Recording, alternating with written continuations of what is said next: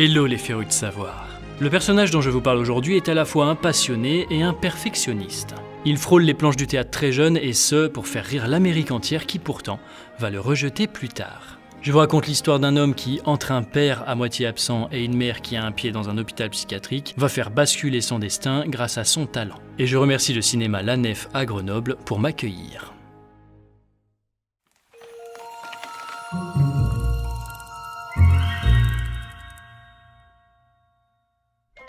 Charles Spencer Chaplin, alias Charlie, naît le 16 avril 1889 à Londres, soit 4 jours avant un certain Adolf Hitler, comme il aimait le préciser. Les débuts de Charlie se font très jeunes puisqu'il a 5 ans quand Anna, sa mère, perd sa voix en plein spectacle. Pas de panique, le petit Charlie veut prendre sa place pour assurer le spectacle et tout le monde sera conquis. Ce qui malheureusement n'empêchera pas sa mère de se faire renvoyer.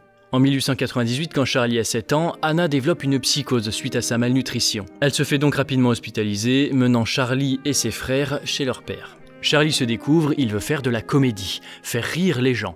La danse n'est pas sa passion première. Pendant ce temps, son père montre rapidement des signes d'alcoolisme et n'est donc plus en mesure d'éduquer ses enfants. C'est l'alcool qui aura raison de lui 2 ans plus tard, il avait 38 ans. En parallèle et malgré ses soins, Anna fait une rechute. Charlie se retrouve alors seul à 14 ans dans les rues froides d'Angleterre. Quelques mois suivent et Charlie parvient enfin à s'inscrire dans une agence artistique. De son côté, son demi-frère Sidney a signé pour une troupe de comiques dirigée par Fred Karno, qui est très connu dans le monde du théâtre. De par ce fait, en 1908, Sidney parvient à avoir un contrat d'essai pour son frère et c'est à 19 ans que la carrière de Charlie commence vraiment.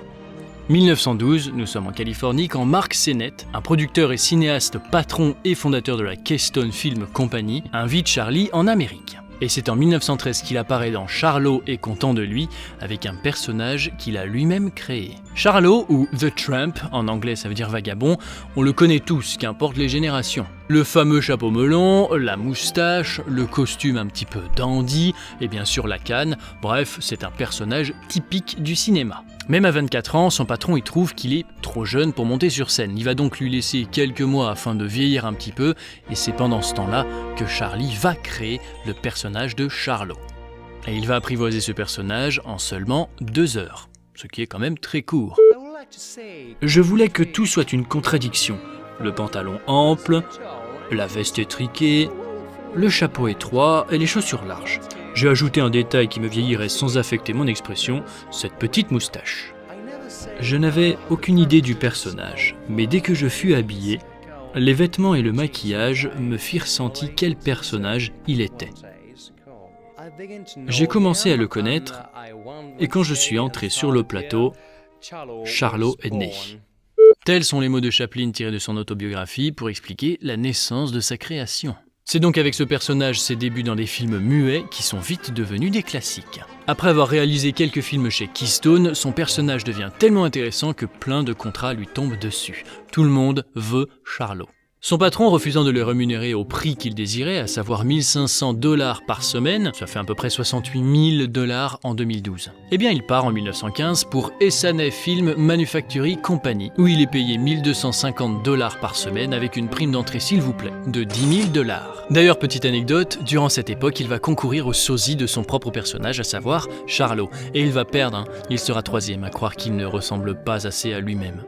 Vagabondant de studio en studio, il arrive rapidement à créer sa boîte. Et c'est en 1919, lors de la révolte des acteurs à Hollywood qui se sentent exploités comme des esclaves, que Charlie, en collaboration avec des réalisateurs très connus comme Douglas Fairbanks et des actrices comme Mary Pickford, qu'ils créent tous ensemble United Artists, la propre maison de production de Charlie. C'est 3 ans plus tard, en 1921, qu'il réalise enfin son premier long métrage qui va s'appeler Le Kid. C'est l'histoire d'une mère qui ne peut pas faire vivre son enfant correctement et qui décide de l'abandonner dans une voiture à une famille fortunée. Malheureusement, 2 voyous vont voler cette même voiture, puis dans un concours de circonstances, l'enfant va se retrouver entre les mains de Charlot qui l'éduquera lui-même. Ce même enfant est joué par Jackie Coogan, aujourd'hui il a bien vieilli, et il a même joué l'oncle Fester dans La Famille Addams, pour ceux qui connaissent. Le Kid étant un énorme succès, Charlie est directement placé au rang de star. Et selon Freud, la référence de la psychanalyse de l'époque, peut-être encore un petit peu aujourd'hui, le Kid est vraiment le passé typique de Charlie. En 1927, le cinéma parlant fait son entrée avec Le Chanteur de Jazz, un film d'Alan Crosland. blue sky, smiling at me, me, nothing but little blue sky. Do I see? Do. Mais ça fait peur à Charlot. Il est convaincu que le son ne marcherait pas dans ses films, et puis, ajoutons à cela sa peur d'être démodé. Faut le comprendre, lui qui a toujours fait du muet, tous ses gags sont basés sur l'absence de dialogue. Il y a de quoi flipper de passer d'un coup à un personnage muet à un personnage qui parle. Il fait donc une grande pause de 16 mois dans sa carrière afin d'y réfléchir. En 1921, sa mère a le droit de le rejoindre en Amérique, où son fils est devenu populaire. Il lui offre une maison pour qu'elle s'y installe, mais elle s'éteindra 7 ans plus tard, en 1928, paisiblement dans cette même maison, laissant Charlie sans la personne qu'il aimait le plus au monde, sa maman. Un an plus tard, il reçoit son premier Oscar, c'est un Oscar d'honneur, pour son talent d'écriture, son jeu et le fait que ce soit un très bon metteur en scène. La carrière de Charlot continue son chemin. En 1931, il sort Les Lumières de la ville, qui est l'un de ses plus grands films.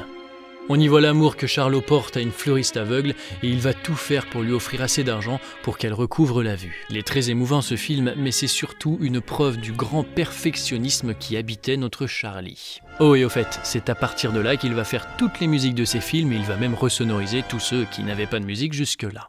Bien sûr, le perfectionnisme est une qualité, mais il peut vite se transformer à haute dose en un défaut insupportable. Prenons exemple sur le film Les Lumières de la ville. La scène où Charlot rencontre la fleuriste est reprise 150 fois. Tout du moins, c'est le nombre de prises qu'il aura fallu pour qu'il soit satisfait du résultat. Ça devait être épuisant autant pour lui que pour elle. Quant à l'actrice qui joue la fleuriste, Virginia Cherrill, elle n'a que 20 ans. Elle est très charmante, très jeune, très fraîche dans le monde de la comédie et du cinéma, mais elle va être beaucoup en conflit avec Charlie. Le plus connu de ses faux pas est le moment où elle va quitter prématurément le plateau et revenir en prétextant qu'elle avait un rendez-vous chez le coiffeur. Et ça ne va pas du tout plaire à notre Charlie, qui va la renvoyer illico presto.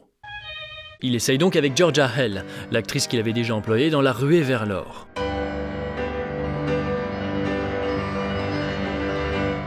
Mais ça va pas parce qu'elle n'a pas le truc que Virginia avait, vous savez, cette innocence, cette simplicité, cette tronche en fait. Il est donc contraint d'aller chercher cette jeunette qui fait nettement la différence. Mais quand même, utiliser 12 000 mètres de pellicule pour 20 minutes de tournage alors qu'il aurait pu faire facilement un long métrage, c'est fort. Il dit lui-même que c'est de la détermination jusqu'au bord de la folie.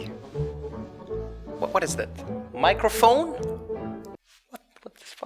Il réalise Les Temps modernes en 1936, qui est une satire de la vie industrielle de l'époque, vous savez, comme le travail à la chaîne. Il se met en scène de façon très drôle, comme par exemple où il se met à visser absolument tout, que ce soit le nez de son ami, les boutons d'une vieille dame à la sortie de l'usine, un peu tout ce qu'il trouve. Et il y a aussi cette scène où alors, attention, il y a une machine qui lui fait gérer absolument tout et n'importe quoi, et qu'après elle déraille, enfin...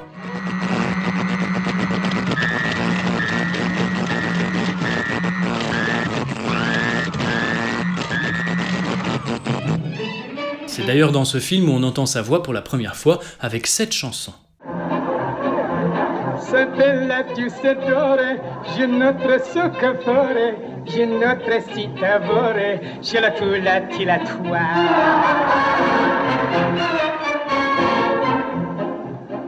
En 1940, Charlie réalise Le Dictateur, son tout premier film parlant. Il y parodie Hitler et le fascisme dans des mises en scène absolument hilarantes, surtout quand il se fout de la gueule durant un discours de la manière de parler d'Hitler qu'on connaît tous un petit peu bafouante et gesticulante.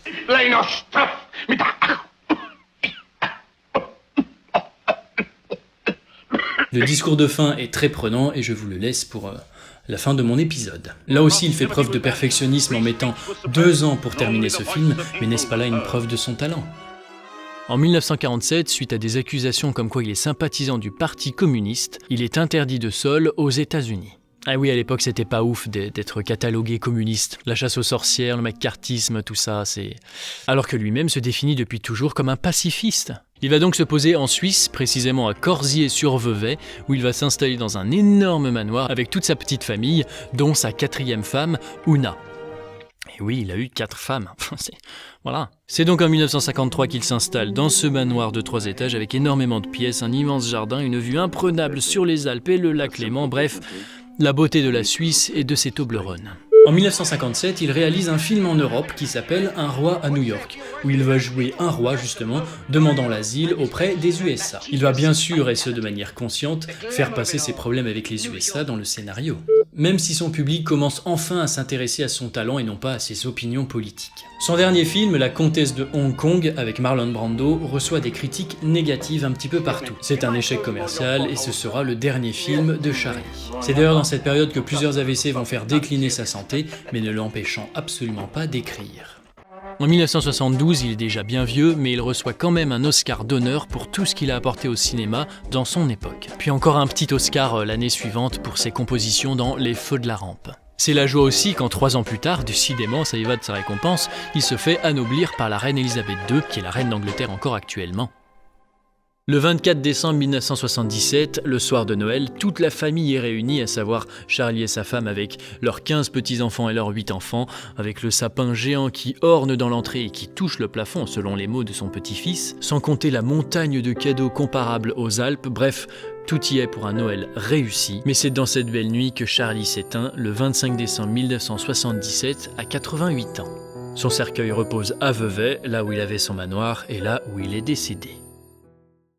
Sa mort a un impact sur le monde du cinéma et ça va jusqu'au vol de son cercueil par 2 personnages qu'on ne connaît pas, qui n'ont rien à voir avec tout ça, mais qui vont demander une rançon à sa femme en échange du cercueil. Le cercueil est finalement retrouvé dans un champ et il sera renforcé avec du béton armé, ce qui est une très bonne nouvelle pour la famille.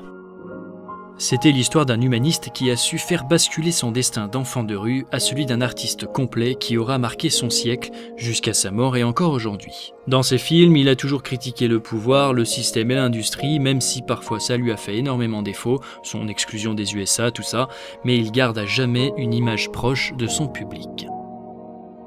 Merci d'avoir suivi cet épisode, je vous retrouve très vite pour un prochain Tea Time. En tout cas, je remercie encore chaleureusement le cinéma La Nef à Grenoble qui a bien voulu me prêter la plus grande des salles et la salle de projection, là où tout le monde rêve d'aller. Pour m'avoir accueilli avec mon équipe, en tout cas je vous laisse sur le fameux discours de Charlie Chaplin dans Le Dictateur. À très vite. Je suis désolé, mais je ne veux pas être empereur. Ce n'est pas mon affaire.